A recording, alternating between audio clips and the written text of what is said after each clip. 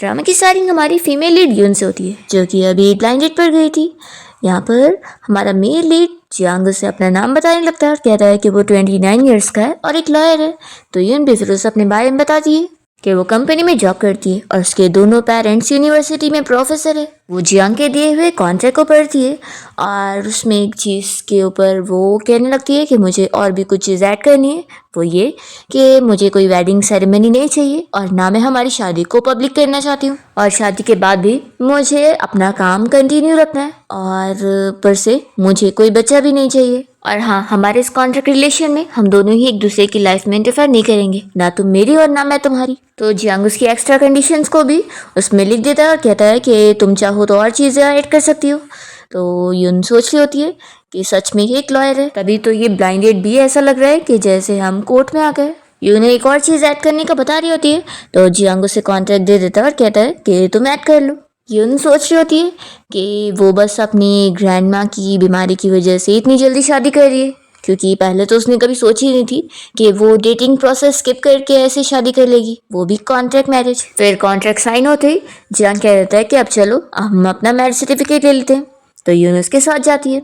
फिर इसी के साथ ही एक साल बीत जाता है और हम देखते हैं कि यून अपनी कंपनी की फ्रेंड के साथ यहाँ बार में ड्रिंक करने आई होती है। उसकी फ्रेंड उससे पूछती है कि वैसे तुम्हारा वो जो लॉयर हस्बैंड है वो दिखता कैसे? तुमने तो सच में अपने इस मिस्टीरियस हस्बैंड को ऐसे छुपा के रखी हो कि हमने तो उसे कभी देखे भी नहीं। तो तुम दोनों के बीच में चल क्या रहा है? तुम्हारे बीच में कोई फिजिकल रिलेशन है कि नहीं? तो यून इस पे हाँ बोलती है। तो उसकी फ्रेंड फिर खुश रहने लगती है कि अरे वाह, अच्छी बात है, मुझे तो लगा था कि फ्लैश मैरिज हुई है तो थोड़ी ना तुम लोग कोई रिलेशन में होंगे। यून फिर खुश रहने लगती है कि वैसे तो जियांग और उसके बीच में इतना सिंपल कॉन्ट्रैक्ट वाला रिश्ता है, लेकिन हमेशा उसे जो भी चीज़ की ज़रूरत होती है वो तुरंत ही हेल्प करता है। इतने में यून को किसी लड़के का कॉल आ रहा होता है। तो फिर उसकी फ्रेंड कहती है कि ये क्या अभी भी तुम्हें परेशान कर रहा है? एक काम करो, तुम अपनी वो बड़ी वाली डायमंड रिंग पहनकर उसे दिखा दो कि तुम असल में मैरिड हो। तो यून अपनी फ्रेंड को बताती है कि असल में अभी जल्दी मुझसे मेरी रिंग खो गई है। तो फिर उसकी फ्रेंड कहती है कि इतनी बड़ी डायमंड रिंग तुमने घुमा दी, अब क्या करोगी? तो यून यहाँ पर कैन का ढक्कन निकाल लेती है और कहती है कि मेरे पास एक आइडिया है, बस उसे पता ना चले। और फिर यून खुद ही से ही अपनी रिंग बना लेती है और पहनकर खुश हो जाती है कि ये बिल्कुल वैसे ही लग रही है। रात में जियांग जब घर पे आता है तो वो यून के पास आकर उसे किस करने लगता है। फिर यून जाग जाती है और कहती है कि मुझे कुछ कहना था। वो कहता है कि हम सुबह बात करेंगे। फिर नेक्स्ट डे होते ही यून उसे बताती है कि असल में मैंने तुम्हारी दी हुई वो डायमंड रिंग घुमा दी हूँ, मुझे मिल नहीं रही है। तो फिर वो कहता है कि कोई बात नहीं, मैं तुम्हें और दिला दूंगा। वो उसे पूछता है कि ये रिंग जो तुमने पहनी हो ये तुमने बनाई हो ना, लाओ मुझे दे दो। और फिर वो उससे ले लेता है और कहता है कि तुम जो चाहे वो रिंग चूज करना और उसके लिए मैं पे करूँगा। यून खुश होकर फिर चली जाती है। नेक्स्ट सीन में जियांग यून को अपने साथ अपने भाई के घर पे कोई पार्टी में लेकर गया होता है। जियांग के बड़े भाई हान की बेटी शाओ यहाँ पर जल्दी से यून के पास आती है और उसे कहती है कि आंटी आप आ गई। तो जियांग कहता है कि तुम अंकल के पास नहीं होगी, तो वो उसे भी हक करती है। यहाँ पर फिर यून शाओ के लिए ड्रेस निकाल कर दिखाने लगती है कि देखो तुम्हारे बर्थडे पर मैं क्या गिफ्ट लेकर आई हूँ। तो शाओ को वो फ्रॉक बहुत ही पसंद आती है। जियांग ये सब देखता रह जाता है और वो सोचता है कि मैंने तो एक्सपेक्ट नहीं किया था कि ये मेरी इस छोटी सी निस का इतना ध्यान रखेगी और उसके लिए गिफ्ट लेकर आएगी। तभी आंटी बीच में कहने लगती है कि आखिर दूसरों के बच्चों के साथ अच्छा बनकर क्या ही फायदा है जब तुम खुद का बच्चा ही नहीं पैदा कर पा रही हो। तो जियांग इस सुनने के साथ ही गुस्सा होता है और अपनी आंटी को आर्टिकल दिखाने लगता है कि लॉ के हिसाब से किसी की इंसल्ट करना भी बहुत ज़्यादा गलत है और इसके लिए उन्हें पूरे 10 घंटे की जेल और साथ ही साथ अच्छा खासा जुर्माना भी भरना पड़ेगा। ये सुनते के साथ ही आंटी तो डर जाती है और जियांग कह देता है कि इसी वक्त ही आप माफ़ी मांगो, नहीं तो फिर मेरी लॉ फर्म की तरफ से मैं आपके ऊपर केस का लेटर भेज दूंगा। तो यून तो जियांग को देखती रह जाती है और अपनी फ्रेंड से उसके बारे में मैसेज पर बात करने लगती है। जियांग यहाँ पर कह रहा होता है कि वो मेरी वाइफ है और दोबारा मैं अपनी वाइफ के बारे में कुछ ऐसी चीज़ें सुनूँ ना, नहीं तो फिर नेक्स्ट टाइम मैं आपसे कोर्ट में मिलूंगा। फिर यून जियांग की सिस्टर इन लॉ के रूम में आ जाती है और उसके छोटे बेबी को यहाँ पर खिला रही होती है। तो फिर सिस्टर इन लॉ तो कह रही होती है कि सच में जियांग तो आज तुम्हारी कितनी ज़्यादा साइड ले रहा था, इससे पहले तो मैंने कभी उसे एक से ज़्यादा वर्ड यूज़ करते सुनी नहीं, पर देखो तुम्हारे लिए उसने कितनी सारी चीज़ें बोला। देखो मुझे लगता है कि तुम लोग जल्दी से अपना बेबी कर लो, फिर तुम्हारा रिश्ता भी और अच्छा हो जाएगा। फिर शाओ युन को यहाँ पर बुलाने के लिए आती है कि आंटी आप मेरे साथ गेम खेलने चलो ना। तो युन फिर उसके साथ मिलकर टैडी निकालने वाला गेम खेल रही होती है, पर टैडी निकल ही नहीं पाता। इतने में यहाँ पर जियांग आ जाता है और कहता है कि मैं हेल्प करता हूँ, और फिर वो तो एक ही बार में टैडी को निकाल लेता है। शाओ तो बहुत ज़्यादा ही हैप्पी हो जाती है और युन भी जियांग को ऐसे देखकर इम्प्रेस होती है। फिर दोनों जब कार से जा रहे होते हैं तो जियांग युन से पूछता है कि मुझे पता ही नहीं था कि तुमने शाओ के लिए गिफ्ट ली होंगी। तो वो कहती है कि अब हमारी शादी हो गई ना, तो तुम्हारे निफ्यू और निस भी तो मेरे हुए ना। जियांग यहाँ पर युन को एक बॉक्स खोलने बोलता है और उसमें फिर युन को रिंग देखने को मिलती है, वो भी एक नहीं बल्कि तीन तीन। कहता है कि पहन के देख लो तुम्हारे साइज़ की है कि नहीं। तो बिल्कुल युन की साइज़ की होती है। उसे कहने लगती है कि मुझे बहुत पसंद आई, लेकिन तुमने 3 खरीदे। जियांग कहता है कि अब फिक्र नहीं करना है, एक गुम हो गई तो दूसरी पहन लेना। तो वो प्रॉमिस करती है कि इस बार मैं रिंग को बिल्कुल भी खोने नहीं दूंगी। और फिर वो उससे पूछने लगती है कि वैसे क्या सच में तुम्हारी कोई एक्स गर्लफ्रेंड नहीं रही है। जियांग कहता है कि ये क्यों पूछ रही हो। युन कहती है कि देखो अगर है तो बता सकते हो, क्योंकि किसकी नहीं होती है, क्योंकि तुम असल में इतने ज़्यादा एक्सपीरियंस लगते हो इसलिए मैं पूछ रही थी। जियांग कहता है कि तुम कौन सा एक्सपीरियंस के बारे में पूछ रही हो, कल रात का एक्सपीरियंस। तो फिर वो कहती है कि तुम तो ऐसा समझ लो कि मैंने कुछ पूछी नहीं, और वो बहुत ही शाय होने लग जाती है। नेक्स्ट डे युन जब कंपनी में आती है तो उसकी कलीग उसे बताने लगती है कि असल में मिस्टर फैंग फिर यहाँ कंपनी में आया हुआ है और वो उसके लिए प्रॉब्लम क्रिएट करने को उसके बॉस से उसकी कंप्लेन कर रहा है। युन कहती है कि ज़रूर मैंने कल उसका कॉल नहीं उठाई थी ना, इसलिए वो ऐसी हरकतें कर रहा है। रुको मैं अभी जाकर उसे हैंडल करके आती हूँ। फिर वो यहाँ ऑफिस में पहुँचती है और युन का बॉस उसे कहने लगता है कि तुमने मिस्टर फैंग को गुस्सा दिला दियो। तो युन कहती है कि आखिर आपको क्या प्रॉब्लम है। तो फैंग बताने लगता है कि उसने जो डिज़ाइन बनाई थी वो उसे बिल्कुल पसंद नहीं आई। तो युन फिर उससे पूछ रही होती है कि उसकी डिज़ाइन में खराबी क्या है। तो बताने लगता है कि उसने जो कलर चूज़ कर रही है वो उसे बिल्कुल पसंद नहीं है। तो युन फिर उसे दिखाती है कि उसने पर्सनली उसे पूछी थी और सिलेक्ट करवाई थी। तो फिर वो अब पलट कैसे रहा है कि उसे डिज़ाइन पसंद नहीं आ रहा, जबकि सब उसने खुद सिलेक्ट करवाया था। युन तो कह रहती है कि जो वो ऐसे डायरेक्ट पलटने वाला काम कर रहा है तो वो उसके खिलाफ केस कर सकती है। फैंग कहता है कि अच्छा ठीक है, तुम्हें मेरे साथ गेम खेलना है ना, और वो यहाँ से गुस्से में चला जाता है। युन फिर खुश होने लग जाती है उसे सबक सिखाकर, और उसका बॉस कहता है कि तुम देख क्या रही हो, जाओ मिस्टर फैंग को बाहर तक छोड़ कर आओ। युन फिर जैसे ही फैंग को बाहर तक छोड़ने जाती है तो वो उसे कहता है कि आखिर डिज़ाइनर बनकर तुम कितना ही कमा लेती होंगी, मेरी गर्लफ्रेंड बन जाओ, फिर मैं तुम्हें 1 साल का पूरा 3 मिलियन दूंगा। युन कहती है कि इसकी ज़रूरत नहीं है क्योंकि मैं मैरिड हूँ। तो फैंग फिर हंसने लग जाता है कि इतनी छोटी रिंग, लगता है तुम्हारा हस्बैंड बहुत ही मुश्किल से पैसे कमाता होगा। देखो अगर मेरे पास आओगी ना तो मैं तो तुम्हें बहुत ही बड़ी वाली डायमंड रिंग दिलाऊंगा। तो छोड़ दो ऐसे मैन को। तभी इतने में यहाँ पर जियांग युन के लिए टिफिन लेकर आया होता है, और जियांग को देखकर फैंग कहता है कि लॉयर जियांग आप यहाँ, आप मेरा बिजनेस कार्ड ले लो, हम साथ में काम कर सकते हैं। तो जियांग गुस्से में यहाँ पर उसे लॉ बताने लगता है कि उसने जो यहाँ पर किसी लड़की को परेशान करने की कोशिश किया है उससे उसे पूरे 10 महीने की जेल हो जाएगी। तो ये बंदा मिस्टर फैंग तो डर जाता है और जियांग से कहता है कि तुम ये भी जानते हो कि मेरे साथ काम करने के लिए तुम्हें पहले पेमेंट करनी पड़ेगी, और मेरी फीस कितनी ज़्यादा है, पहले तुम्हें वो भरना होगा। फैंग कहता है कि मिस्टर जियांग आप गुस्सा मत हो, मैं पेमेंट कर दूंगा। जियांग उसे भी समझा देता है कि दोबारा किसी लड़की को परेशान मत करना, और खास करके मिस युन को तो बिल्कुल नहीं, इससे तो 10 मीटर दूर रहना। तो मिस्टर फैंग फिर प्रॉमिस करके यहाँ से भाग लेता है, और युन को बहुत ही हंसी आ रही होती है कि जियांग ने उसे क्या सबक सिखाया है। युन फिर जियांग से कहने लगती है कि सच में तुम लॉयर तो इतने ज़्यादा डरावने होते हो, मुझे पता ही नहीं था। जियांग कहता है कि मैं तो सिर्फ अपना काम कर रहा था, और वो उसे उसका टिफ़िन दे देता है। तो युन उसे थैंक्स करती है और जियांग अपना चला जाता है। फिर युन की फ्रेंड यहाँ पर उसके ऑफिस में उसे कोई डॉक्यूमेंट साइन करवाने आई होती है, और उसका टिफ़िन देखकर कहने लगती है कि ये तो कितना अच्छा दिख रहा है। तो युन बताती है कि मेरे हस्बैंड ने लेकर आया। तो फिर ये कहती है कि फिर तो मैं आने में लेट हो गई, ना मैं तुम्हारा हस्बैंड देख पाई और ना ही मुझे मेरी पसंद का कैंटीन में खाना मिल पाया।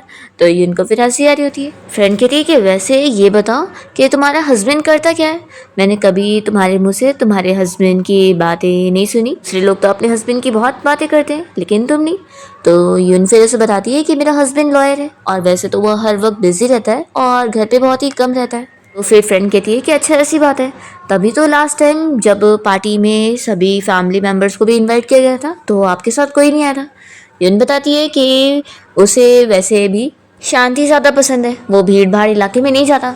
नेक्स्ट सीन में यून जब अपनी फ्रेंड के साथ वॉशरूम जा रही होती है तभी वो अपनी कंपनी के 2 एम्प्लॉयज़ को अपने बारे में गॉसिपिंग करते हुए सुनती है। वो लोग उसका मजाक बना रहे होते हैं कि उसने जो रिंग पहनी है वो कितनी छोटी सी है, तो ज़रूर उसका हस्बैंड बहुत ही ज़्यादा गरीब है, नहीं तो आखिर इतनी छोटी रिंग कौन देता है। तो यून यहाँ पे रिकॉर्डर चालू करके उनकी बातें रिकॉर्ड कर रही होती है और वो लोग कह रहे होते हैं कि वैसे वो तो अच्छी खासी दिखती है, तो उसने ऐसा लड़का कहाँ से ढूंढ ली जिसके पास इतने से भी पैसे नहीं है, लगता है फिर तो उसके अंदर कोई स्किल भी नहीं होगी। यून फिर सामने आ जाती है और उन लोगों की बातों की रिकॉर्डिंग उन्हें सुना देती है और बता देती है कि वो लोग उसके पीठ पीछे जो ये सब गॉसिपिंग कर रहे थे वो बिल्कुल सही नहीं है, क्योंकि ये उसकी इमेज खराब करना हुआ। वो कह देती है कि लॉ के हिसाब से उनके ऊपर वो केस फाइल कर सकती है कि वो लोग उसकी इमेज खराब कर रही है और उन लोगों को फिर जेल हो जाएगी। और इन लोगों के सामने यहाँ पर यून अपने हस्बैंड जियांग की तारीफें कर रही थी और ये भी बताती है कि ये रिंग उसने खुद चूज करी थी और उसने ये देखकर नहीं चूज करी कि वो कितनी बड़ी या कितनी छोटी है, बल्कि ये देखकर चूज करी थी कि वो काफी लाइट वेट है और उसको रोज पहनने में सही रहेगी। यून कहती है कि रही बात स्किल की, तो मेरा हस्बैंड एक लॉयर है और उससे अच्छी स्किल तो किसी के पास है ही नहीं, और अगर तुम लोगों को इतनी ही मेरी हस्बैंड की स्किल जाननी है ना, तो मैं तुम लोग के ऊपर केस फाइल करके अपने लॉयर हस्बैंड को भेज सकती हूँ। और फिर ये सब सुनाने के बाद यून यहाँ से जाने लगती है तो उसकी फ्रेंड उसकी तारीफ करती है कि सच में तुम तो कितना कुछ जानती हो। तो वो कहती है कि आखिर मैंने अपने हस्बैंड से जो सीखी हूँ तो मैं बस उसी को अप्लाई कर रही थी। फिर रात में यून को यहाँ पर जियांग पिक करने आया होता है और वो उसे थैंक्स करने लगती है कि वो टाइम पर उसे पिक करने आ गया, क्योंकि इतने बजे तो उसे टैक्सी भी नहीं मिलती। फिर वो अपना सोने लग जाती है बैठे बैठे और उसका फेस गिरा होता है, तो जियांग तुरंत ही उसे पकड़ता है और फिर यून जाग जाती है तो वो देखती है कि उसने जो लास्ट टाइम रिंग बनाई थी जो जियांग ने ले लिया था वो उसने कार में लगा के रखा है और इसने उसकी किचन बना लिया है।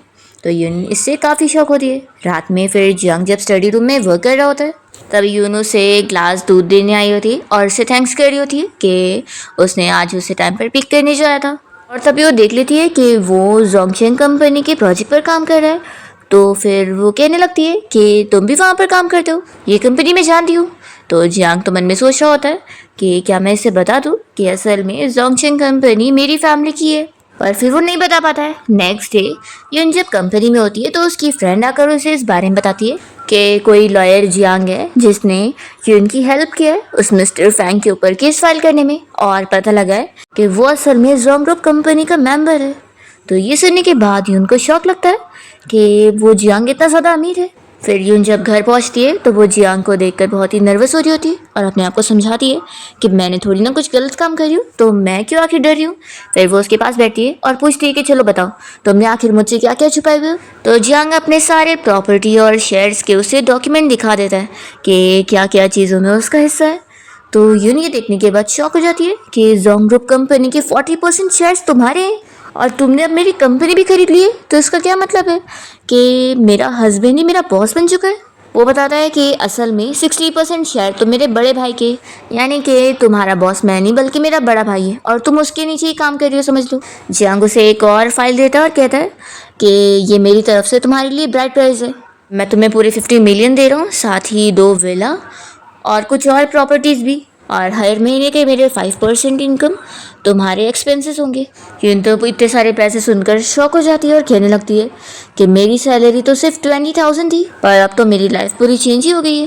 वो कहता है कि वैसे तुम्हें मैंने ये सब इतना लेट बताया, इसलिए तुम हमारे कॉन्ट्रैक्ट में और भी कुछ कंडीशन ऐड कर सकती हो। इसमें मेरी गलती है कि मैंने सारी चीज़ें ठीक से एक्सप्लेन नहीं किया था और अपनी असली आइडेंटिटी और प्रॉपर्टीज़ और पैसों के बारे में नहीं बताया था। अगर तुम्हें ऐसा लग रहा हो कि तुम्हें डिसरिस्पेक्ट फील हो रहा है और तुम डिवोर्स लेना चाहती हो, तो मैं तुम्हारे डिसीजन को रिस्पेक्ट करूंगा, अब तुम डिसाइड करो। यून कहती है कि क्या तुम सच कह रहे हो कि ये सारी चीज़ें तुम मुझे दे रहे हो। वो कहता है कि हाँ 100% तुम्हें दे रहा हूँ। यून फिर अपने आप को पिंच करती है और सोचती है कि ये सच में सपना नहीं है।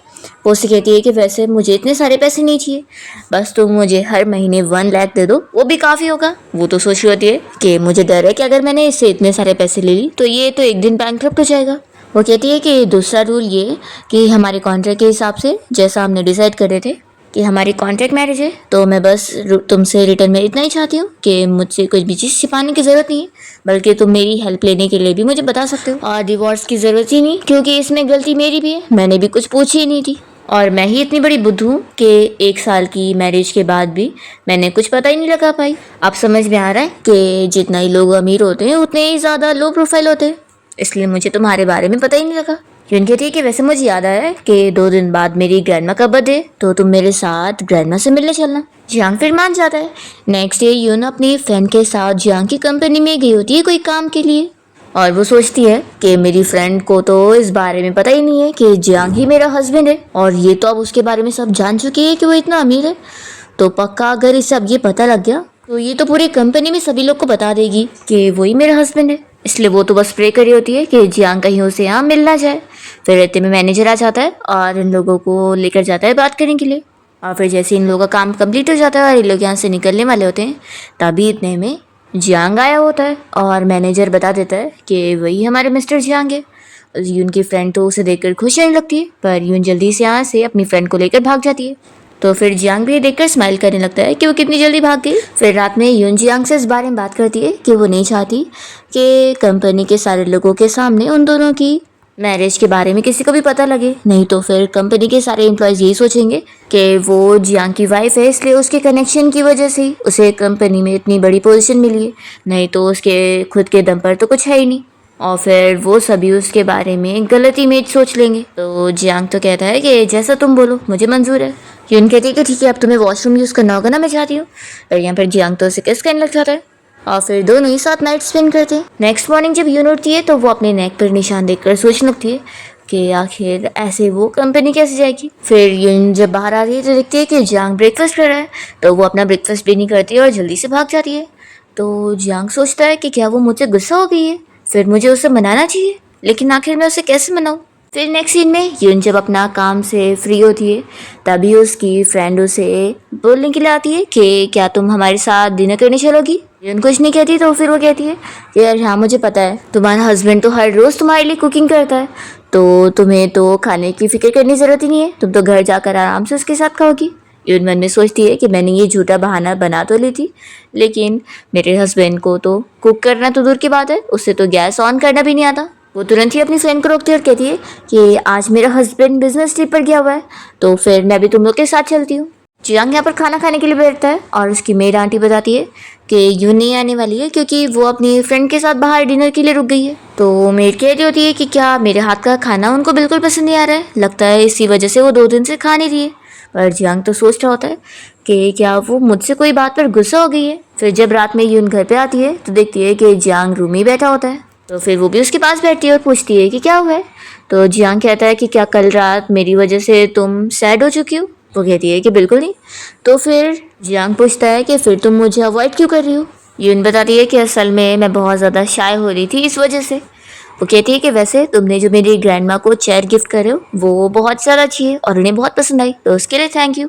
जियांग कहता है कि तुम बार बार मुझे थैंक यू क्यों बोलती रहती हो। तो यून कहती है कि अरे वो सब मैं बस पोलाइटनेस के लिए बोलती हूँ, तो तुम इतना भी माइंड मत करो। तो वो कहता है कि ठीक है। फिर नेक्स्ट डे दोनों यून के पेरेंट्स के घर गए होते हैं और यून के मॉम डैड और ग्रैंड माँ उसे देखकर बहुत ज़्यादा खुश हो जाते हैं और यून अपनी ग्रैंड माँ को जल्दी से जाकर हग कर रही होती है और इन हैप्पी बर्थडे विश करती है। फिर जियांग भी यहाँ पर ग्रैंड माँ को हेलो बोलते हुए बैठ जाता है। ग्रैंड माँ कहती है कि वैसे तो मुझे नहीं पता मेरे पास कितना टाइम बचा है, लेकिन तुम दोनों को साथ देखकर और हैप्पी देखकर मैं बहुत ज़्यादा खुश हूँ। तो फिर यून कहने लगती है कि ग्रैंड माँ ऐसा मत बोलो, आप तो 100 साल तक जीने वाली हो। ग्रैंड माँ फिर दोनों का ही हाथ पकड़ाने लगती है और कहती है कि मैं चाहती हूँ कि तुम दोनों ऐसे ही हमेशा साथ खुश रहो। यानी यहाँ पर सोचने लगती है कि उसने पहली बार जियांग का इतने टाइम तक हाथ पकड़ी है। कहने लगता है कि ग्रैंड माँ आप फिक्र मत करो, यून को आप मेरे पास ही छोड़ दो, मैं उसका अच्छे से ख्याल रख लूँगा। और यून भी कह रही होती है कि ग्रैंड माँ आप हम लोग के बारे में कुछ भी फिक्र मत करो, हमारा रिलेशन बहुत ही अच्छा है। ग्रैंड माँ पूछती है कि वैसे तुम दोनों की शादी हुए 1 साल हो गया है, तो क्या कोई गुड न्यूज़ नहीं सुनने मिलेगी। तभी उनके मॉम डैड कहते हैं कि मॉम आप फिक्र मत करो, वो भी जल्दी मिल ही जाएगी। वैसे भी हमें बच्चों को फोर्स नहीं करना चाहिए, वो अपने हिसाब से डिसीजन ले सकते हैं। तभी यहाँ पर जियांग कहता है कि ग्रैंड माँ आप फिक्र मत करो, आपको जल्द ही आपका ग्रेट ग्रैंडसन मिल ही जाएगा। फिर यून अपनी मॉम के साथ किचन में कुकिंग करने चली जाती है और यहाँ पर उसके डैड किचन का कुछ काम करके थोड़ा आके बैठते हैं और कहते हैं कि वैसे जियांग आज तुम खाना खा के ही जाना। तो फिर वो मान जाता है कि ठीक है डैड। दूसरी तरफ हम देखते हैं कि यून की मॉम उससे इस बारे में बात कर रही होती है कि तुम्हारे और उसके बीच में अभी तक कुछ भी खास इम्प्रूवमेंट नहीं आया। तो यून कहती है कि मॉम आपको पता लग गया। तो फिर उसकी मॉम कहती है कि मैं ये सब पता लगाने में बहुत माहिर हूँ। वैसे ये बताओ कि इस जियांग के एक्सप्रेशन तो हमेशा रोबोट जैसे रहते हैं, तो क्या वो घर में भी ऐसे ही रहता है तुम्हारे साथ? कहती है कि मॉम पहले आप ही बोला करती थी कि मैं अपने लिए एक स्टेबल बॉयफ्रेंड ढूंढ लूँ, और अब मैंने ढूंढ ली और उससे शादी कर ली, तो आप अब अनहैप्पी हो रही हो। मॉम पूछती है कि वैसे ये बताओ तुम्हारी ये फैमिली तो बहुत ज़्यादा अमीर है, तो वो लोग तुम्हें अच्छे से ट्रीट करते कि नहीं? उसकी फैमिली तुम्हारे साथ अच्छे से है कि नहीं? तो यून कहती है कि मॉम आप इतने ज़्यादा टीवी ड्रामास ना देखना बंद कर दो। जियांग की फैमिली तो मेरे साथ बहुत ही अच्छे से, और खास करके मेरी सिस्टर इन लो, वो तो मेरा बहुत ही ख्याल रखती है, और कोई भी फैमिली में मुझे बुली नहीं करता है। फिर पूरी फैमिली साथ में बैठ के डिनर करते हैं और ग्रैंड माँ का बर्थडे एंजॉय करते हुए सभी साथ में केक भी खाते हैं। फिर नेक्स्ट मॉर्निंग यून जब ब्रेकफास्ट कर रही होती है तो उसे मेड आंटी इस बारे में बताने लगती है कि मिस्टर जियांग ने बोलकर गए थे कि उनका जो न्यू वाला कोट है उसे ड्राई क्लीनिंग को देना है, और वो लगता है शायद आपके रूम में। तो यून कहती है कि एक काम करते हैं, मैं ही जाकर दे देती हूँ, क्योंकि मैं वहीं पर ही अपनी फ्रेंड से मिलने जाने वाली हूँ। फिर यून जब कोट उठाने के लिए अपने रूम में आती है तो तभी जियांग के कोट में से एक लिपस्टिक निकलती है। ये देखकर वो शॉक होती है कि ये लिपस्टिक तो उसकी नहीं है, तो आखिर ये किसकी होगी। फिर यून अपनी फ्रेंड से कैफे में मिलने जाती है और उससे इस बारे में डिस्कस करती है कि अगर उसे अपने हस्बैंड से कोई क्वेश्चन करना हो तो क्या वो उसे कर लेना चाहिए। तो वो कहती है कि ऑफ कोर्स, तुम दोनों अब मैरिड हो। यून कहती है कि तुम तो जानती हो कि हमारे बीच में कोई फीलिंग्स नहीं है, बस हमारा नाम का रिश्ता है, तो भी मैं क्या उससे पूछ सकती हूँ? मुझे तो समझ नहीं आ रहा है, क्योंकि आखिर मुझे लॉयल्टी तो चाहिए ही। तो फिर उसकी फ्रेंड कहती है कि आखिर क्या हुआ है, तुम क्लियरली बताओगी? तो फिर यून बताती है कि कैसे उसके पॉकेट में से ये लिपस्टिक निकली हुई है और मेरी लिपस्टिक ये नहीं है। तो फिर यून की फ्रेंड को भी ये चीज़ अजीब लगती है कि आखिर अगर उसके पास बाहर कोई लड़की है तो वो आखिर तुम्हारे साथ ऐसे रिलेशन में क्यों है, और वो तुम्हें टच भी क्यों करता है? ये बिल्कुल भी सही नहीं है, इसलिए तुम्हें उससे पूछना चाहिए। फिर यून घर आ जाती है, तभी उसे ऐसे भीगा हुआ देखकर जियांग जल्दी से उसे टॉवेल से क्लीन करता है, और यून उसे देखकर सोच रही होती है कि अगर मैं इसे पूछूंगी तो क्या ये एडमिट करेगा। फिर वो जब स्टडी रूम में होता है तो यून जाकर उसे वो लिपस्टिक दिखाते हुए उसे बता देती है ये लिपस्टिक उसके पॉकेट से निकली है। वो पूछती है कि क्या तुम बताओगे कि ये तुम्हारे पॉकेट में आया कैसे, क्योंकि मेरा तो नहीं है। यून कहती है कि मुझे हमारे मैरिज कॉन्ट्रैक्ट में से ये रूल चेंज करना है कि हम दोनों एक दूसरे की लाइफ में इंटरफेयर नहीं करेंगे। कम से कम मुझे तुमसे लॉयल्टी तो चाहिए। मुझे ये चीज़ बिल्कुल पसंद नहीं कि तुम मेरे हस्बैंड हो और तुम जाकर किसी और के साथ अफेयर चलाओ, क्योंकि माना हमारे बीच में फीलिंग्स नहीं, लेकिन मुझे भी डिस्गस्टिंग चीज़ें पसंद नहीं है। जियांग से ये चीज़ क्लियर करता है कि उसका बाहर कोई भी वुमेन के साथ अफेयर नहीं है, और वो कहता है कि तुम मुझे टाइम दो, मैं सारी इस मिसअंडरस्टैंडिंग को क्लियर करता हूँ और तुम्हें एक बेटर एक्सप्लेनेशन देता हूँ। तो फिर यून चली जाती है। नेक्स्ट टाइम देखते हैं कि जियांग यहाँ पर अपने ऑफिस में अपने कलीग को बुलाता है और उससे इस लिपस्टिक के बारे में पूछता है कि ये उसी ने उसके पॉकेट में डाली है ना। तो फिर वो बता देती है कि हाँ, लास्ट टाइम जब वो लोग डिनर पे गए थे तो उसने ही डाली थी। वो कहता है कि तुमने ऐसा क्यों करी। तो फिर वो भी सब कन्फेस कर लेती है कि वो तो उसे 2 साल पहले से लाइक करती है, जब वो पहली बार इस लॉ फर्म में आई थी और उसने उसे देखी थी। जियांग कहता है कि तुम अच्छे से जानती हो ना कि मैं मैरिड हूँ। तो फिर वो उसे टच करने लगती है और कह रही है कि मुझे पता है कि तुम्हारा और तुम्हारी वाइफ का रिलेशन बिल्कुल अच्छा नहीं है, मैंने तुम लोगों के बारे में रूमर सुनी हो। तो जियांग तुरंत ही ऑर्डर दे देता है कि तुम्हारा यहाँ पर काम आज से ही ख़त्म है, आज तुम्हारा लास्ट डे होगा।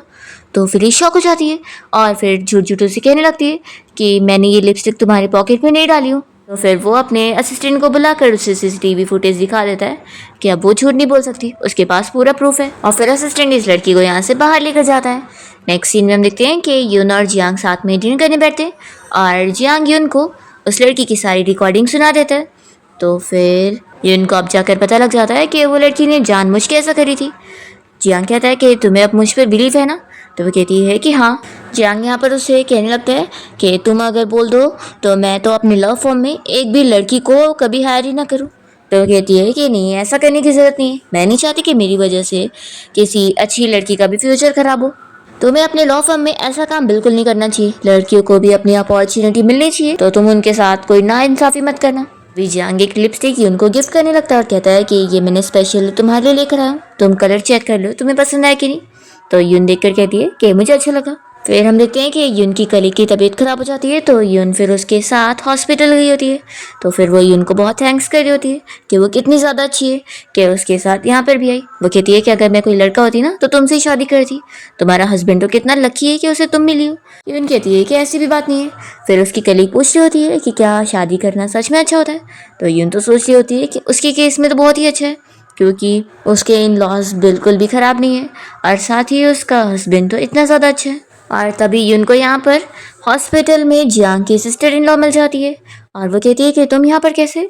तो यून बताती है कि मैं बस अपनी कलीग को हॉस्पिटल लेकर आई थी। पूछती है कि आप यहाँ पर क्या कर रही हो, तो फिर वो उसे अपनी रिपोर्ट दिखा देती है और यून को पता लगता है कि उसकी ये सिस्टर इन लॉ फिर से प्रेग्नेंट हो गई है। तो फिर वो कहने लगती है कि इतनी जल्दी में आप हैंडल कर भी पाओगी कि नहीं। तो कहती है कि मैंने भी एक्सपेक्ट नहीं करी थी, लेकिन कोई बात नहीं, वैसे आज मैं अच्छा फील नहीं कर रही हूँ, तो क्या तुम 2 दिन के लिए शाओ का मेरे लिए ध्यान रख लोगी।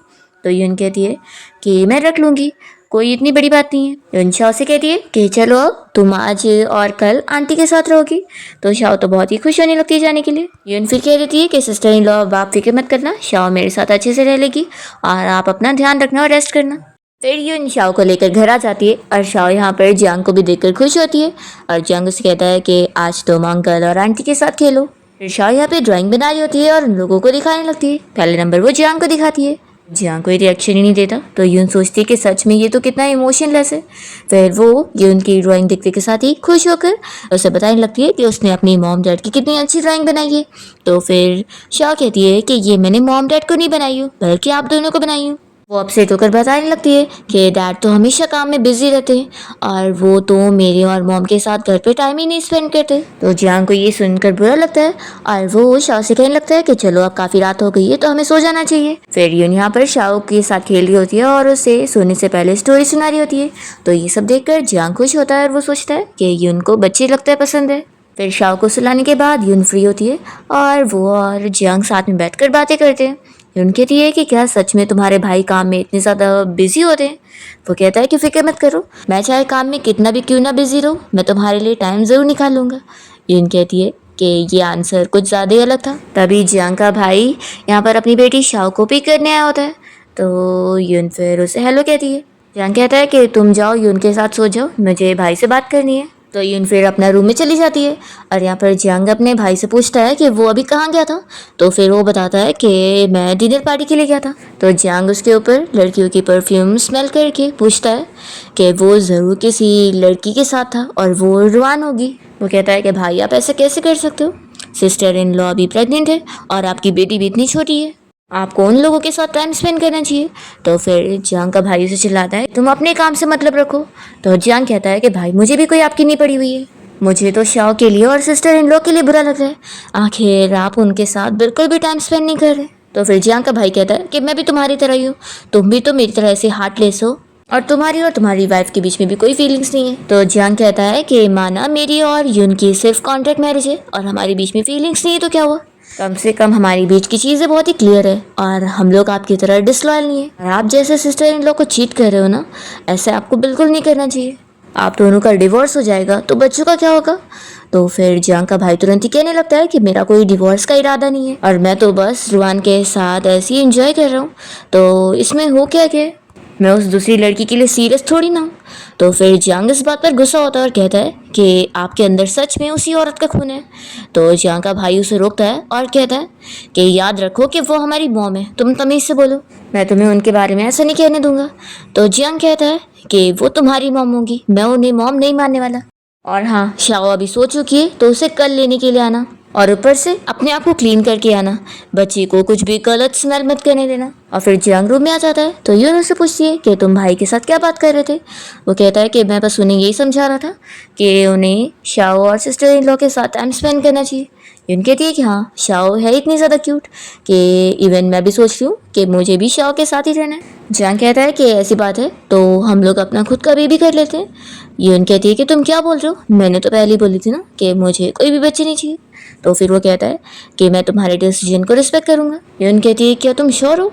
तो जियांग कहता है कि ऑफ कोर्स मुझे लगा था कि तुम्हें बच्चे चाहिए, इसलिए मैं पूछ रहा था। फिर नेक्स्ट डे यून कंपनी में ओवर टाइम वर्क कर रही होती है, तभी उसे उसकी फ्रेंड की कॉल आती है और वो बताती है कि उसके बॉयफ्रेंड ने उसे चीट कर दिया है। तो वो बहुत अपसेट हो गई है। तो यून फिर उसे क्लब में मिलने आती है और उसे रोता हुआ देखकर संभालने लगती है कि उस चीटर के लिए तुम्हें रोने की जरूरत नहीं है। तो फिर उसकी फ्रेंड कहती है कि मैं तो इसलिए अपसेट हो रही हूँ कि आखिर मैं इतनी बड़ी स्टूपिड हूँ जो इतनी इजीली फूल बन जाती हूँ। और वो खूब ज़्यादा ड्रिंक कर लेती है। तभी इतने में यहाँ पर कुछ ड्रंक लड़के आ जाते हैं और वो ज़बरदस्ती यहीं पर ही बैठ के ड्रिंक कर रहे होते हैं और यून की फ्रेंड से कहने लगते हैं कि तुम हमारे साथ चलो। वो उसे ज़बरदस्ती पकड़ के लेके जा रहे होते हैं। तो यून फिर जल्दी से यहाँ पर उसके सर पे बॉटल फोड़ देती है। हम देखते हैं कि जियांग भी अपने फ्रेंड से मिलने के लिए इसे क्लब में आया होता है और दोनों यहाँ पर बातें कर रहे होते हैं कि तभी जियांग को फाइटिंग की आवाज़ आती है और वो देखता है कि वो गुंडे लड़के यहाँ पर यून को ही चिल्ला रहे होते हैं कि उसने ऐसे कैसे उन्हें मारी। तो जियांग और उसका फ्रेंड दोनों यहाँ पर इन लोगों को सबक सिखाने पहुंच जाते हैं और जियांग अपनी आईडी निकाल कर दिखाने लगता है कि वो लॉयर है और वो उनके ऊपर केस फाइल कर सकता है कि उन लोगों ने लड़कियों को हैरेस करने की कोशिश करें। तो ये सारे गुंडे लड़के यहाँ से डर के मारे भाग लेते हैं और क्योंकि यून भी ड्रंक हो गई होती है तो जियांग उसकी केयर कर रहा होता है। यून की फ्रेंड बताती है कि असल में मेरा मूड आज ठीक नहीं था तो मैंने ही यून को यहाँ पर बुलाई थी और उसने भी मेरे कहने पे ड्रिंक कर ली। तो जियांग यहाँ पर अपने फ्रेंड से कहता है कि तुम इसे लेकर जाओ, मैं अपनी वाइफ को घर लेके जाता हूँ। फिर नेक्स्ट मॉर्निंग हम देखते हैं कि यून की नींद खुलती है और वो देखती है कि 9 बज रहे और अभी तक जियांग उठा नहीं है। फिर वो अपना शांति से उठकर चली जाती है। फिर जब वो ब्रेकफास्ट रेडी कर लेती है तो जियांग आकर बैठता है। यून उसे बताती है कि वैसे तो मेरी कुकिंग इतनी भी ज़्यादा अच्छी नहीं है लेकिन तुम ट्राई करके देखो। तो जियांग सोचता है कि लगता है कि एपोलॉजी के तौर पे ब्रेकफास्ट है। फिर वो टेस्ट करके बताता है कि अच्छा है। यून उसे थैंक्स कहने लगती है कि कल वो टाइम पर आ गया था और उसने उसकी फ्रेंड को भी बचा लिया था। वो कहने लगती है कि कल मेरी बेस्ट फ्रेंड बहुत ज़्यादा अपसेट थी, इस वजह से मैं उसके साथ क्लब में पहुंच गई थी। तो जियांग उसे गुस्से में देख रहा होता है। यून सोचती है कि अभी तक तो ठीक था, अभी क्या हो गया। फिर यून उसे कहती है कि तुम अपना आराम से खाओ, मुझे काम के लिए लेट हो रहा है तो मैं जा रही हूँ और वो भाग जाती है। फिर जियांग भी अपना ऑफिस में होता है और वो सोच रहा होता है कि वो मेरे बारे में क्या सोचती है कि मैं बहुत ज़्यादा ही कंजूस हूँ और इतनी जल्दी गुस्सा हो जाता हूँ। वो सोचता है कि आखिर मुझे क्या हो गया, मैं ऐसा क्यों सोच रहा हूँ कि वो मुझे समझे। दूसरी तरफ यून फिर अपना लगेज पैक कर रही होती है और वो सोचती है कि क्या मुझे इस बारे में जियांग को बता देना चाहिए कि मुझे अर्जेंटली बिजनेस ट्रिप के लिए जाना पड़ रहा है। लेकिन मुझे तो लगता है कि वो मुझसे गुस्सा है, तो आखिर मैं कैसे उसे बताऊँ, मुझे कुछ समझ नहीं आ रहा। फिर जब जियांग घर पे आता है तो वो यून को खाने के लिए बुला रहा होता है। तभी उसकी मेड आंटी बताती है कि असल में यून घर पे नहीं है, वो बिजनेस ट्रिप के लिए गई हुई है। फिर रात में जियांग तो यून को बहुत ज़्यादा मिस कर रहा होता है और वो बस यही सोच रहा होता है कि शायद उसे यून से प्यार हो गया। वो सोचता है कि लेकिन प्यार जैसी चीज़ मेरे लिए बहुत ज़्यादा लग्जरियस है। फिर नेक्स्ट डे भी वो यून को मिस करते हुए अपने ऑफिस में बिल्कुल भी काम नहीं कर पा रहा होता है और वो फाइनली फिर उसके बारे में सोचते हुए उसे कॉल लगा देता है, पर तुरंत ही फिर कॉल कट करता है और देखता है कि उसने पोस्ट में एक फ़ोटो लगाई हुई है जिसमें वो क्लब में जाके ड्रिंक करी है और उसके साथ कोई और भी है। तो फिर ये किसी लड़के का हाथ देख लेता है और जेलस हो जाता है कि उसके साथ दूसरी लड़की है। फिर जियांग अपसेट होकर अपने फ्रेंड के साथ क्लब में ड्रिंक करने जाता है और उसे ऐसे ड्रिंक करता हुआ देखकर उसका फ्रेंड समझ जाता है और पूछता है कि क्या हुआ है, कोई चीज़ तो है जिससे तू परेशान हो गया। जियांग कहता है कि क्या मैं यहाँ क्लब में आके ड्रिंक नहीं कर सकता हूँ। तो फिर उसका फ्रेंड कहता है कि मैं समझ गया हूँ कि तुझे यून से प्यार हो गया। जियांग कहता है कि कुछ भी मत बोलो। तो जियांग का फ्रेंड उसे समझाता है कि तेरी वाइफ को गए हुए बस कुछ ही दिन हुए और तू इतना ज़्यादा अपसेट हो गया, तो इसका मतलब ही है कि तू उसे लाइक कर रहा है, और या फिर बता तेरा स्ट्रेस कम करने के लिए मैं किसी लड़की को अरेंज कर दूँ। जियांग इस बात पर गुस्सा होता है और तुरंत यहाँ से घर चला जाता है। जैसे ही वो घर आया होता है तो मेड आंटी उसे बताने लगती है कि यून अब भी घर पे आई हुई है और वो अपने रूम में। तो ये सुनने के साथ ही जियांग जल्दी से यून को देखने के लिए रूम में जाता है। तो वो उसे कहने लगती है कि सॉरी मैं तुम्हें बिना बताए बिजनेस ट्रिप पर चली गई थी, एक्चुअली तुम गुस्सा थे ना तो मुझे समझ ही नहीं आया तुम्हें कैसे बोलूँ। जियांग यहाँ पर उसे तुरंत ही बर्थडे गिफ्ट देता है। तो यून खुश होती है कि तुम्हें मेरा बर्थडे याद है। वो बताता है कि मुझे मेरी आंटी ने बताई थी। फिर यहाँ पर यून को उसका दिया हुआ बैग बहुत ज़्यादा पसंद आता है और वो उसे थैंक यू कहने लगती है। जियांग कहता है कि मैंने बोला था ना कि थैंक यू नहीं बोलना है। यून कहती है कि वैसे मुझे तुम्हारा बर्थडे नहीं पता, तो क्या तुम बताओगे। जियांग कहता है कि मैं ये बाद में बताऊंगा। तो यून उसे पूछती है कि आखिर तुम गुस्सा क्यों थे। तो फिर वो कहता है कि मैं गुस्सा था ही नहीं, बल्कि अब तो मैं इस बात पर गुस्सा हो गया हूँ कि तुमने मुझे थैंक यू बोली हो। जियांग यून को समझाने लगता है कि वो उसका हस्बैंड है, तो उसे अगर कभी भी कोई चीज़ की ज़रूरत होगी तो सबसे पहले वो उसे ही कॉन्टेक्ट करे, किसी और को नहीं। तो यून मान जाती है। जियांग कहता है कि वैसे जब तुम बिजनेस ट्रिप पर थी तो तुम्हारे मेल कलीग्स भी तुम्हारे साथ थे। तो यून मान जाती है कि हाँ, मैं अपने बॉस के साथ एक न्यू प्रोजेक्ट पर काम करने गई थी और वहाँ पर कुछ हैंडसम लड़के आए थे। तो जियांग जेलस होकर तुरंत ही यून की क्लोज आ जाता है और कहता है कि लगता है वो बहुत ज़्यादा ही हैंडसम थे, तभी तो तुमने उनके साथ ड्रिंक करते हुए फ़ोटो भी पोस्ट करी हो।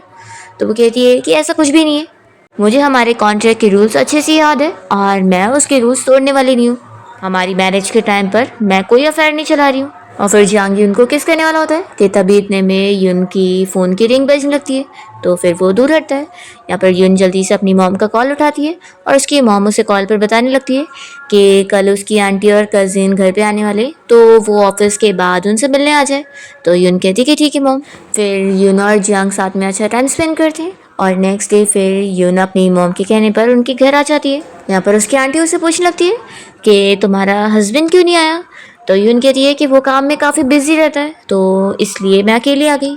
यून की आंटी उसे कहने लगती है कि अब तुम्हारी सिस्टर का एग्ज़ाम कंप्लीट होने वाला है, तो अब उसे जॉब के लिए क्यों ना तुम अपने हस्बैंड से बात कर लो कि वो अपने लॉ फर्म में इसे हायर कर ले।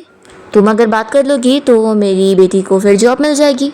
यून मन में सोचती है कि जियांग को तो ऐसी चीज़ें बिल्कुल पसंद नहीं है और वो कभी भी मेरी वजह से ऐसे थोड़ी ना मेरी कज़िन को स्पेशल ट्रीटमेंट देगा और उसे जॉब दिलवा देगा। फिर वो मना करने लगती है कि वैसे भी विवेक के एग्ज़ाम अभी कंप्लीट नहीं हुए, तो इतनी जल्दी वो कैसे जॉब करने जाएगी। विवेक कहती है कि कज़िन फिक्र मत करो, मैं अपना एग्ज़ाम ज़रूर पास कर लूँगी।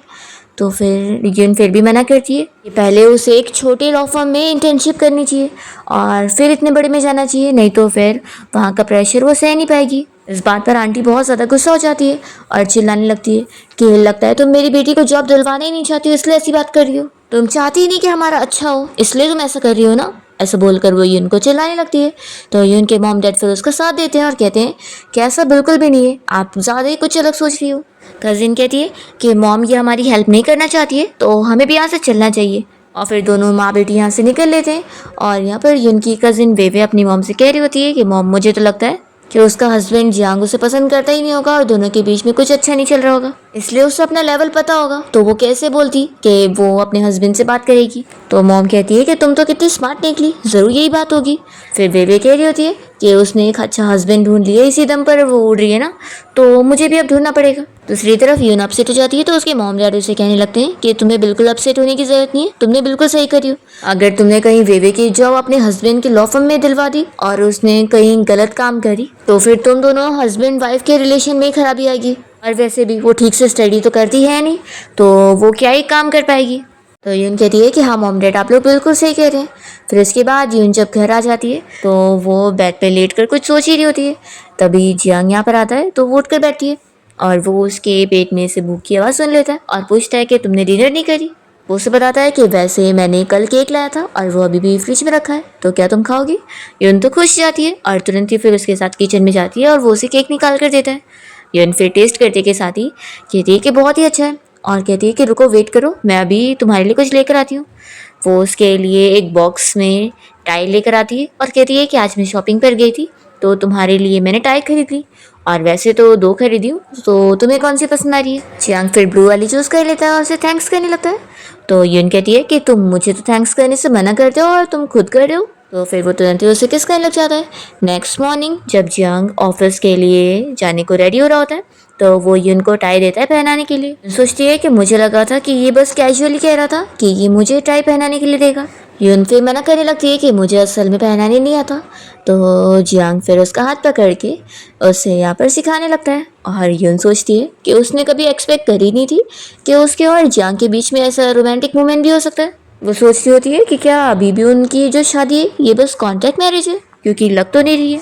फिर इतने में यून को उसकी कलीग की कॉल आई होती है, तो फिर वो जल्दी से जियांग को छोड़कर कॉल पे बात करती है। फिर जब जियांग अपने ऑफिस के आता है तो अपने असिस्टेंट को भी यहाँ पर तुरंत ही बताने लगता है कि मेरी टाई अच्छी लग रही है ना, मेरी वाइफ ने मेरे लिए खरीदी है, तुम्हें क्या पता होगा, तुम्हारी गर्लफ्रेंड ने तुम्हें कभी थोड़ी ना टाई खरीद के दी होगी। तो असिस्टेंट कहता है कि हाँ बॉस सही कह रहे हैं आप। फिर हम देखते हैं कि यून अपने कंपनी के सारे एम्प्लॉयज़ के साथ डिनर पार्टी के लिए क्लब में गई होती है। तभी यहाँ पर यून के जो और 2 कलीग्स होते हैं वो लोग अपने हस्बैंड की तारीफ करते हुए यून और उसकी फ्रेंड को जानबूझ के सुना रहे होते हैं। उन लोग के हस्बैंड तो कितने ज़्यादा अमीर है, उन लोग इतने इतने महंगे महंगे पर्स दिलाते हैं। तो ये उनकी फ्रेंड को गुस्सा आ रहा होता है। ये उनसे शांत करती है कि तुम उनकी बातों पे ध्यान मत दो। फिर वो जब वॉशरूम जाने के लिए बाहर आती है तभी उसे यहाँ पर जियांग मिल जाता है। यून कहती है कि तुम यहाँ पर। तो जियांग बताता है कि मैं अपने क्लाइंट के साथ डिनर पे आया था। वो पूछता है कि क्या अभी मैं तुम्हें छोड़ दूँ। तो यून कहती है कि नहीं नहीं, मैं भी अपने सारे लोगों के साथ ही चलूँगी। और फिर वो अपना चली जाती है। तो जियांग का फ्रेंड कहने लगता है कि तूने मुझे अपनी वाइफ से इंट्रोड्यूस क्यों नहीं करवाया, मैं भी सिस्टर इन लॉ से मिल लेता। जियांग कहता है कि इसकी क्या ज़रूरत है। तो फिर उसका फ्रेंड कहने लगता है कि वैसे तुम दोनों का रिलेशन ज़्यादा क्लोज नहीं है ना। जियांग कहता है कि ये कैसे पता लग गया। तो कहता है कि मेरी आंखें है इतनी तेज, और वैसे तो ये तो कोई भी पता कर लेगा क्योंकि तुम दोनों इतना दूरी से लगी रहे थे। फिर यून की कलीग का जो रिच हस्बैंड था जिसके वो लोग बातें कर रहे थे, वो भी यहाँ पर उसके पास आके बैठ जाता है और उससे पूछ रहा होता है कि ये लड़की तुम्हारी कलीग है, वो मुझे बाहर मिली थी। तो फिर उनकी कलीग यहाँ पर उसकी बुराई करने लगती है कि सच में कितनी शेमलेस लड़की है, मैरिड होने के बाद भी मेरे हस्बैंड के पीछे पड़ी थी। फिर यहाँ पर इसका हस्बैंड कुछ ड्रिंक ऑर्डर करने के लिए वेटरेस को बुलाता है और जब मेन्यू देखता है तो इतनी महंगी महंगी वाइन देखकर मना कर देता है कि उसे कुछ ऑर्डर नहीं करना। तो यून और उसकी फ्रेंड को हंसी आने लगती है कि बड़ा आया, ऐसे दोनों जन बिहेव कर रहे थे जैसे बड़े अमीर है, पर एक वाइन तक ऑर्डर नहीं कर पाया और अपनी बेइज्जती करवा लिया। तब यहाँ वेट्रेस वाइन लेकर आती है और इन लोगों को निकाल के दे रही होती है। तो फिर ये बंदा चिल्लाने लगता है कि मैंने मना किया ना कि मैं वाइन ऑर्डर नहीं कर रहा हूँ, तो क्यों लेकर आई हो। तो फिर वेट्रेस बताती है कि उन लोगों के लिए वाइन ऑर्डर किया गया है। तो वो कहता है कि मेरे अलावा कौन इतना अमीर है जो इतनी महंगी वाइन ड्रिंक करवा सके सभी को। तो फिर वो बता देती है कि मिस यून के जो हस्बैंड है उनके फ्रेंड का ये बार, तो उन्होंने ही ऑर्डर दिया है यहाँ पर वाइन देने को। तो यून कहती है कि अच्छा ऐसी बात है। यून की कलीग उससे पूछती है कि वो इस क्लब के ओनर को कैसे जानता है उसका हस्बैंड। तो यून बहाना बना लेती है कि ज़रूर वो लोग काम की वजह से मिल गए होंगे। तो फिर उसकी कलीग कहती है कि तभी तो तुम्हारा हस्बैंड लॉयर है तो इसलिए तो काम की वजह से तो मिल ही सकते हैं। मैं तो वही सोची कि तुम्हारा हस्बैंड कैसे अमीर हो सकता है। तो यून फिर इस पर उन लोगों को कुछ नहीं बताती और अपनी फ्रेंड से कहती है कि मैं जाती हूँ। और वो जैसे ही बाहर निकलती है तो उसे यहाँ पर जियांग मिल जाता है। कहती है कि तुम यहीं पर ही हो। तो वो बताता है कि मैं बस तुम्हारे लिए फिक्र कर रहा था कि कहीं ये लोग तुम्हें बुली ना करे। यून कहती है कि फिक्र मत करो, मैं ठीक हूँ, कोई मुझे बुली नहीं कर रहा। वैसे तुम्हारे फ्रेंड ने हमारे लिए वाइन ऑर्डर किया था। तो जियांग कहता है कि ऐसा भी है क्या, उसने मुझे नहीं बताया। जियांग कहता है कि कहीं कोई प्रॉब्लम तो नहीं होगी ना। यून कहती है कि बिल्कुल नहीं, लेकिन वो वाइन बहुत ही महंगी थी तो इसलिए मैं बस उसे पैसे पे करनी आई थी। तो जियांग कहता है कि नहीं, इसकी कोई ज़रूरत नहीं है। यून कहती है कि वैसे तुम्हारे फ्रेंड के बारे में मैंने ऑनलाइन बहुत सारी न्यूज़ भी देखी हूँ। तो ये कहता है कि हाँ, वैसे तो बाहर उसके बारे में ऐसी न्यूज़ है कि वो प्ले बॉय है, लेकिन वो ऐसे टाइप का है नहीं, वो काम में बहुत ज़्यादा सीरियस भी है। तो यून मन में सोचती है कि ये मुझे इतना डिटेल एक्सप्लेन क्यों कर रहा है। फिर दोनों यहाँ से जाने के लिए निकलते हैं और जियांग सोचता है कि कहीं ये ऐसा तो नहीं सोच रही होगी ना कि मैं भी अपने फ्रेंड की तरह प्ले बॉय होऊंगा। फिर नेक्स्ट मॉर्निंग जब यून उठती है तो जियांग से बताता है कि आज मेड आंटी छुट्टी लेकर गई है इसलिए उसने बाहर से ब्रेकफास्ट मंगवाया है। फिर यून अपनी मॉम से मिलने आई होती है और उन्हें बताती है कि उसने कुछ वेजिटेबल्स भी खरीद के लाई है और वो उनसे कुकिंग सीखने वाली है क्योंकि आज उसकी मेड आंटी तो है नहीं, तो वो जियांग के लिए कुछ अच्छा बनाना चाहती है। तो उसकी मॉम कहती है कि ठीक है, मैं तुम्हें अच्छी सी रेसिपी सिखाती हूँ और मैं तुम्हें लिख कर भी दूंगी ताकि तुम बाद में भी सीख सको। तो यून खुश होती है। दूसरी तरफ जियांग ऑफिस में होता है और तभी यून उससे मैसेज पे बात कर रही होती है और उसे आज वो घर जल्दी आने बोलती है। तो जियांग तो इतना ज़्यादा खुश हो जाता है कि वो तो अपना सारा काम वेम छोड़ के घर पे आकर यून का इंतज़ार कर रहा होता है और सोचता है कि आखिर मुझे हो क्या क्या है। फिर जब यून घर पे आती है तो पूछती है कि तुम इतनी जल्दी आ गए, देखो मैं तुम्हारे लिए फ्लावर लेकर आई हूँ। और वो उसे फिर अपनी मॉम के बनाए हुए खाने भी निकाल कर देती है और कहती है कि ये लो टेस्ट करो, मेरी मॉम बहुत ही अच्छा खाना बनाती है। तो जियांग टेस्ट करके कहता है कि सच में बहुत ही अच्छा बना है, मॉम को मेरे लिए थैंक्स करना। तो यून खुश हो जाती है कि उसने उसकी मॉम को मॉम कहा और वो कहती है कि मैंने अपनी मॉम से इसकी रेसिपी भी मांग ली हूँ और वीकेंड पर मैं भी तुम्हारे लिए बनाऊँगी। तो जियांग तो बस उसे देखता रह जाता है और सोचता है कि उसके मॉम डैड उसके साथ बचपन से ही बहुत ही अच्छे से रखे, उसकी बचपन बहुत अच्छा गुजरा है, इसलिए वो सोचता है कि मेरी तो जिम्मेदारी बनती है उसे ऐसी हमेशा खुश रखना और उसे प्रोटेक्ट करना। यून यहाँ पर मज़े में खाना एंजॉय करे जा रही होती है और उससे पूछती है कि क्या हुआ, मेरे फेस पर कुछ लगा है क्या। तो फिर वो जल्दी से उसके फेस पे लगा हुआ खाना साफ करने जाता है। यून कहती है कि मैं खुद कर लूँगी, तो भी वो नहीं मानता और क्लीन करके ही रहता है। फिर नेक्स्ट डे यून अपनी फ्रेंड से मिलने वापस से कैफ़े में गई होती है और वो कुछ सोच रही होती है। तो उसकी फ्रेंड कहने लगती है कि क्या हुआ, तुम्हारा हस्बैंड क्या सच में पिछली बार तुम्हें चीट कर रहा था। तो यून कहती है कि नहीं, ऐसी बात नहीं है, असल में मुझे ही मिसअंडरस्टैंडिंग हो गई थी। कि फ्रेंड कहती है कि फिर हुआ क्या है। तो यूनो से पूछती है कि अचानक से ही ना जियांग बहुत ज़्यादा बदल गया है, पिछले साल तो वैसा नहीं था और इस बार तो वो कुछ ज़्यादा ही मुझसे क्लोज हो चुका है। यून की फ्रेंड कहती है कि पक्का फिर वो तुम्हें लाइक करने लग गया होगा। यून भी फिर इस बारे में सोचने लग जाती है और कहती है कि मैं तो बिल्कुल श्योर नहीं हूँ कि वो मुझे लाइक करता भी है कि नहीं। तो फिर उसकी फ्रेंड कहती है कि फिर आखिर तुम इस बारे में इतना सोच के रही हो, लगता है तुम उसे लाइक करने लगी हो। यून कहती है कि ऐसा कैसे हो सकता है। यून फिर लेकिन सोच लगती है कि सच में उसकी वजह से उसके ऊपर इतना इफेक्ट हो गया है, वो उसकी वजह से नर्वस होती है, परेशान होती है और उसकी इतनी फिक्र भी करती है। उसके पास आने पर उसकी हार्ट बीट भी तेज़ हो जाती है और जब भी वो उसके पास होता है तो वो बहुत ही सेफ फील करती है। तो ये सारी चीज़ें सोचकर वो समझ नहीं पा रही होती है कि क्या इसे ही प्यार करना कहते हैं। यूनो से पूछती है कि किसी को लाइक करने पर कैसा फील होता है। तो फिर उसकी फ्रेंड बताती है कि उसे देखने पर फिर तुम्हें बहुत ही अच्छा फील होगा और ना देखने पर बहुत ही फ्रस्ट्रेटिंग। फिर रात में यूनो और जियांग दोनों स्टडी रूम में होते हैं और अपना अपना काम कर रहे होते हैं। तभी यून को उसकी मॉम की कॉल आती है और मॉम उसे बताती है कि उसकी कज़िन का नया बॉयफ्रेंड मिल गया है। तो उसकी मॉम ने उन दो लोगों को डिनर पे इनवाइट करी है। तो यून कहती है कि मैं नहीं जाऊँगी, मॉम आप लोग जाओ। तो फिर मॉम कहने लगती है कि अरे हमारी पूरी फैमिली को इनवाइट किया गया है और तुम्हें भी आना पड़ेगा और अपने हस्बैंड जियांग को भी लेकर आना, नहीं तो फिर वो कज़िन और उसकी मॉम ऐसी गुस्सा हो जाएगी और बहुत ही हंगामे करेगी। तभी जियांग ये सब सुनते हुए यून के पास आ जाता है और यून तो अपनी मॉम को मना कर रही होती है कि वो बिजी है, वो नहीं आएगा, पर जियांग तुरंत ही कह देता है कि नहीं आंटी मैं फ्री हूँ, मैं चलूँगा।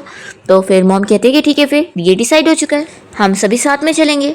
तो कॉल रखने के बाद फिर यून जियांग से कहती है कि इतना भी ज़रूरी नहीं था चलना। जियांग कहता है कि मेरे पास टाइम है और मैं तुम्हारे साथ चलूँगा। तो यून फिर स्माइल करने लगती है। फिर यून की आंटी और हम उसकी कज़िन को देखते हैं जो कि यहाँ रेस्टोरेंट में बैठे होते हैं और आंटी कह रही होती है कि आखिर तुमने इतना ज़्यादा महंगा रेस्टोरेंट क्यों बुक करी, फालतू में पैसा नहीं वेस्ट हो जाएगा। तो वो कहती है कि मेरा बॉयफ्रेंड है इतना अमीर और मुझे यून और उसकी फैमिली को अब दिखाना है कि उसे क्या लगता है कि उसने एक अमीर हस्बैंड से शादी कर ली है, तो मेरे पास एक अमीर हस्बैंड नहीं होगा, मैंने भी एक अमीर लड़का ढूंढ लिया। तो फिर उसकी मॉम बड़ी खुश हो रही होती है कि हाँ हम उन लोगों को जेलस करवाएंगे। फिर उनके मॉम डैड यहाँ पर पहुँच जाते हैं तो कज़िन इन लोगों को हेलो कर रही होती है। आंटी पूछने लगती है कि यून और उसका हस्बैंड नहीं आने वाला क्या, वैसे वो लोग तो बिजी रहते होंगे। तो ये लोग कहते हैं कि नहीं नहीं वो लोग भी आएंगे। फिर आंटी बड़ा शो ऑफ कर रही होती है कि मेरी बेटी का बॉयफ्रेंड बहुत ज़्यादा अमीर है, उसने उसे कार भी खरीद के दिया है और ऊपर से देखो इतना महंगा पर्स भी। तो कज़िन कह रही होती है कि मॉम आप ये सब क्या शो ऑफ कर रही है, आखिर मेरी कज़िन का हस्बैंड भी तो बहुत ज़्यादा अमीर है ना, तो उसने तो उसे मेरे से भी ज़्यादा महंगा वाला पर्स दिलाया होगा। और वो यून की मॉम से पूछती है कि मैं सही कह रही हूँ ना आंटी। तो यून की मॉम कहती है कि मुझे नहीं पता, मैंने कभी यून से इस बारे में पूछी ही नहीं। फिर यून और जियांग भी यहाँ पर पहुँच जाते हैं और कज़िन तो शॉक हो जाती है कि यून का हस्बैंड इतना ज़्यादा हैंडसम है। फिर कज़िन इन लोगों को भी वाइन सर्व करने लग जाती है और वो यून का पर्स देख कर कहती है कि ये तो बहुत ज़्यादा महंगा वाला पर्स है ना, एक पर्स ही पूरे 2 मिलियन का है, ये तुमने अफोर्ड कैसे करी। यून बताती है कि वो जियांग ने उसे दिलाया। वो उसे कहने लगती है कि इतना महंगा पर्स क्यों दिलाती है। जियांग कहता है कि ये तो कुछ भी नहीं है, उस दिन तुम्हारा बर्थडे था तो मैंने तो बस ऐसे ही खरीद लिया। कज़िन फिर जेलस हो जाती है और मन में सोचती है कि यहाँ तो मेरी ही बेइज्जती हो गई। वो अपना पर्स फिर छुपा लेती है यहाँ पर। तभी फिर उसका बॉयफ्रेंड आके बैठता है और वो भी फिर यहाँ अपनी बढ़ाई कर रहा होता है कि उसने वेवे के लिए महंगा पर्स भी दिलाया और उस महंगी कार भी दिलाने वाला है, पर यून के पास ऑलरेडी वो कार होती है, इसलिए कज़िन फिर और जेलस हो जाती है और उन लोगों का तो मुंह बंद हो जाता है। फिर डिनर पार्टी के बाद यून और जियांग साथ में घर पे आ चुके होते हैं। यून उसे कहती है कि मेरी आंटी की फैमिली हमेशा ऐसी बातें करते रहते हैं और मुझे तो तुम्हें वहाँ पे लेकर ही नहीं जाना चाहिए था। तो वो कहता है कि अगर मैं वहाँ नहीं चलता तो वो लोग तुम्हें और बातें सुनाते। वैसे क्या वो तुम्हारी आंटी और तुम्हारी कज़िन हमेशा ऐसे मिलकर तुम्हें बुली करते रहते हैं। यून कहती है कि नहीं ऐसी बात भी नहीं है, एक्चुअली हम तो ज़्यादा कांटेक्ट में रहते ही नहीं है, और वैसे लास्ट टाइम उन लोगों ने जॉब के लिए हेल्प मांगा था लेकिन मैंने मना कर दी थी, इस वजह से ही लगता है वो लोग गुस्सा हो गए होंगे। फिर रात में जब दोनों सो रहे होते हैं तभी इतने में जियांग नींद में कहने लग जाता है कि तुम मुझे आकर छोड़कर क्यों गई। तो यून उसकी बातें सुनकर सोचती है कि लगता है ये अपनी एक्स गर्लफ्रेंड को याद कर रहा है। वो बहुत गुस्सा हो जाती है कि इसके पास एक्स गर्लफ्रेंड थी। फिर यून जब ऑफिस से घर आती है तो उसे पता लगता है कि जियांग अभी डिनर के लिए नहीं आने वाला है, तो फिर वो अकेले डिनर करने बैठती है। यून मेरी आंटी से इस बारे में पूछती है कि वो जियांग की फैमिली के पास बहुत पहले से काम कर रही है ना। तो फिर वो बताती है कि हाँ, जब जियांग 10 साल का था तभी वो इस फैमिली के लिए काम करने आई थी। उस टाइम पर ही उसके मॉम डैड का डिवोर्स हो गया था, तो वो बेचारा बस अकेला हो चुका था और वो हर चीज़ों को इग्नोर करता था और बस अकेले बैठता था। तो यून पूछती है कि आखिर उसके मॉम डैड का डिवोर्स कैसे हुआ। तो फिर मेरी आंटी बताती है कि ये तो मुझे नहीं पता। यून कहती है कि क्या जियांग की कोई एक्स गर्लफ्रेंड रही है। तो आंटी कहती है कि ये तो मुझे नहीं पता, उन्होंने कभी बताया नहीं। तो यून कहती है कि अच्छा ठीक है। फिर यून जब जियांग के रूम में कोई जेड ब्रेसलेट देख रही होती है तभी जियांग वहाँ पहुँच जाता है और कहता है कि तुम क्या कर रही हो। तभी यून से गलती से वो ब्रेसलेट का बॉक्स नीचे गिर जाता है और वो टूट जाता है। यून उससे सॉरी कहते हुए फिर उठाने जा रही होती है तो वो मना करता है कि रहने दो, वैसे भी तुम्हारे हाथ में चोट लग सकती है। तो वो कहती है कि इसे फेंको मत, ये वापस से जुड़ जाएगा। तो वो कहता है कि अब ये इतना इंपॉर्टेंट नहीं है। यून पूछती है कि आखिर ये किसका है। वो भी यून नहीं बताता। तो यून याद करती है कि कल रात वो जिसको याद करके रो रहा था तो ये पक्का उसी का होगा, यानी उसकी एक्स गर्लफ्रेंड। पर वो मना करता है और कह रहा है कि उसकी ग्रैंडमा का है। ये नेक्स्ट डे जियांग की सिस्टर इन लॉ से इस बारे में डिस्कस करती है। तो फिर वो बताती है कि वो उसकी मॉम का हो सकता है। वो कहती है कि मैं जियांग के भाई से इस बारे में डिटेल्स में पूछ के बताऊंगी। फिर जब जियांग रूम में आता है तो यून उसे दूर होकर बैठ जाती है। वो कहता है कि क्या तुम गुस्सा हो गई हो, देखो वो सच में मेरी कोई एक्स गर्लफ्रेंड का ब्रेसलेट नहीं है बल्कि मेरी ग्रैंडमा का ही है। यून कहती है कि अच्छा ठीक है। तो कहता है कि तुम्हें अभी भी बिलीव नहीं हो रहा ना। वो तुरंत ही अपने फ्रेंड को कॉल करता है और उसे पूछता है कि तुम बताओ कि क्या मेरी कोई एक्स गर्लफ्रेंड है ये। तो फिर उसका फ्रेंड जोक कहने लग जाता है। जियांग कहता है कि सीरियसली बोलो। तो वो कहता है कि नहीं। जियांग कहता है कि तुमने सुनी ना, अब तुम्हें बिलीव हुआ। जियांग कहता है कि मैं ये कुछ अपसेटिंग चीज़ें जो शेयर नहीं करना चाहता क्योंकि मुझे उन चीज़ों को याद ही नहीं करता। यून कहती है कि देखो तुम मुझसे चीज़ें शेयर कर सकते हो, क्या पता मैं तुम्हारी कोई हेल्प कर दूँ। वो तो मन में सोच रहा होता है कि मुझे वो सब याद ना करते हुए अवॉइड करना है। नेक्स्ट डे यून जब कंपनी पहुंचती है तो उसका बॉस उसे बताता है कि उसे एक नया प्रोजेक्ट वो दे रहे हैं और उस पर एक बंदा उसके साथ मिलकर काम करेगा। और यून को पता लगता है कि ये कोई और नहीं बल्कि उसका चाइल्डहुड फ्रेंड है। तो वो तो उसे देखकर खुश होती है। दूसरी ओर हम यहाँ पर जियांग की सिस्टर इन लॉ को देखते हैं जो कि जियांग के भाई के अफेयर के बारे में जान चाहती है। तो ये फोटो देखने के बाद उन्हें शौक लगता है। वो फिर उसके भाई से डिवोर्स की बात कर लेती है, तभी वो बेहोश भी हो जाती है। तो वो लोग जल्दी से उसे हॉस्पिटल लेकर आते हैं। यहाँ पर यून फिर सिस्टर इन लॉ से बात करने आती है और जब यून और जियांग दोनों साथ में जा रहे होते हैं तो जियांग यून से कहता है कि वो अपनी सिस्टर इन लॉ को फुल सपोर्ट करने वाला है क्योंकि उसके भाई की इसमें गलती है। तो यून इस बारे में खुश होती है कि जियांग तो कम से कम उसकी सिस्टर इन लॉ के साइड तो है। फिर नेक्स्ट सीन में यून के चाइल्डहुड फ्रेंड लू ने उसे डिनर पे इनवाइट किया होता है। तो जियांग भी यहाँ पर जेलसी के मारे इन लोगों को ज्वाइन करता है और वो भी काफ़ी ड्रिंक कर लेता है। और फिर नेक्स्ट डे यून यहाँ पर ऑनलाइन मीटिंग अटेंड कर रही होती है जिसमें उसका वो फ्रेंड लू भी होता है। जियांग तो बाहर ही खड़ा होकर इन लोगों पर नज़र रख रहा होता है और जैसे ही लू यून से बात कर रहा होता है तो जियांग फिर जेलसी में बीच में आ जाता है और वो उसकी मीटिंग बंद करते हुए उसे किस करने लगता है। नेक्स्ट डे जब यून ऑफिस आई होती है तो उसकी कलीग उससे पूछने लगती है कि कल रात क्या हुआ था। उसने बीच में वीडियो कॉल बंद कर दी थी। तो यून कहती है कि अरे मेरा कंप्यूटर अचानक से ख़राब हो गया था। तो वो कहती है कि झूठ मत बोलो, हम लोगों ने तुम्हारी और तुम्हारे हस्बैंड की आवाज़ सुन लिए थे। तो यून फिर शाय हो रही होती है। नेक्स्ट डे यून अपने प्रोजेक्ट के सिलसिले में कोई जगह देखने गई होती है जहाँ पर फिर उसे सर पे चोट लग जाती है।